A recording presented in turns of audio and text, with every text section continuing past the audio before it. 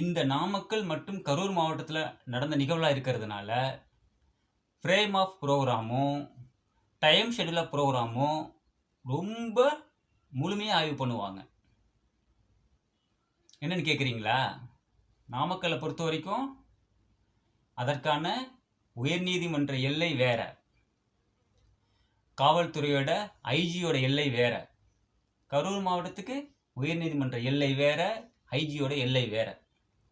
அப்போது நாமக்கல் மாவட்டத்தில் ஒரு ப்ரோக்ராம் ஆரம்பித்து கரூருக்கு வராரு, காலை மாலைன்னு வைத்துக்கொள்வோம்.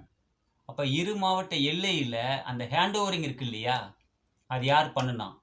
நாமக்கல்லில் இது மாதிரிலாம் நடந்தது அப்படின்னு விளக்கமாக சொல்லி ஹேண்ட் ஓவர் பண்ணாங்களா?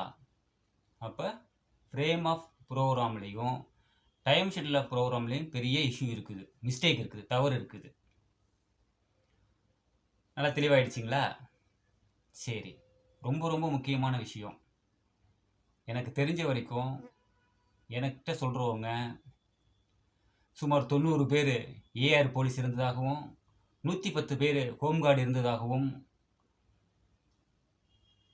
மீதி உள்ளவங்களாம் சேர்த்து 606 பேர் டிபார்ட்மெண்ட்லேயும் டிஎன்இபி ஃபயர் சர்வீஸு இவங்கெல்லாம் இருப்பாங்க. தெரியுங்களா உங்களுக்கு? இருப்பாங்க. இவங்கெல்லாம் சேர்த்து 650 பேர் சொல்கிறாங்க.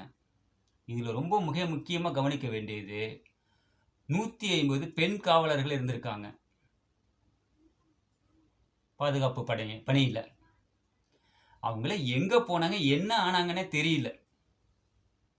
அப்போது இது சிபிஐ விசாரணை மட்டுமின்றி அந்த கண்காணிப்பு குழு பயங்கரமாக வேலை பார்க்கும்.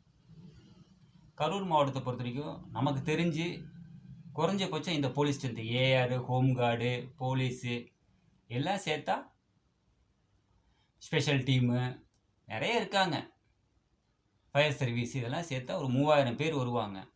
அப்படி இருக்கும்போது நீங்கள் வெறும் 600 650 ஸ்ட்ரென்த்து தான் நாங்கள் கொடுத்துருக்கோம் அப்படிங்கிறது எந்த விதத்துலேயும் ஏற்புடையது அல்ல.